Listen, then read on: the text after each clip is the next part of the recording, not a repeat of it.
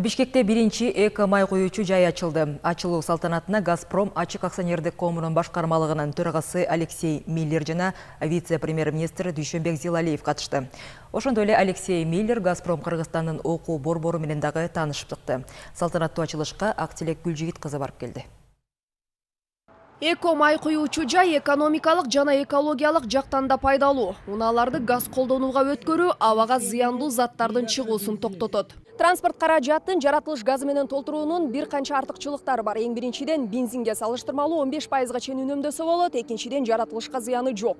Үчүнчүдөн пайдаланып бүткөн газда уулуу коргошун жок жана көмүр кычкыл газынын саны бир кыйла аз болгондуктан автоунаанын кыймылдаткычынын кызмат мөөнөтүн узартат.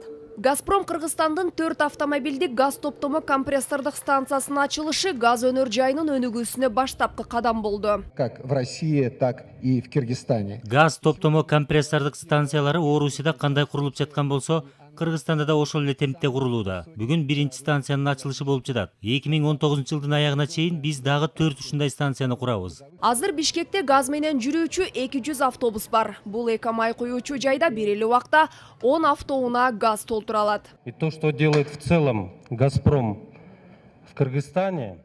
Газпромдун Кыргызстандын аймагында жасап жаткан жумуштары эки элдин достугунан кабар берет. Бул компания буга чейин да өлкөбүзгө социалдык экономикалык жардамын көрсөтүп келген. Мындан ары да кызматташтыгыбыз бекемделе берет деген ишеничтемин.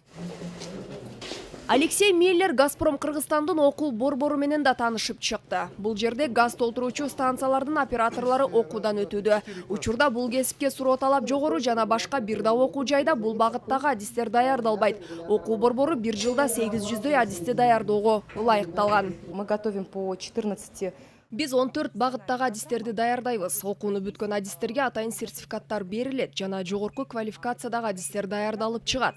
Анткени Кыргызстанда газ тармагындагы адистердин жетишсиздиги бар. 2018-жылга чейин пригородный айылында жана Кара-Балта шаарында бардык технологиялык стандарттарга жооп берүүчү дагы 2 май куюучу жайды оңдоп түзөө планы бар. Ал эми 2021-жылга республиканын түштүк аймагында 2 газ топтомо станцияларды куруу пландалып жатат. Актилек Гүлжигит кызы, Чыңгыз Жумагулов, Коомдук биринчи канал, Чүй облусу.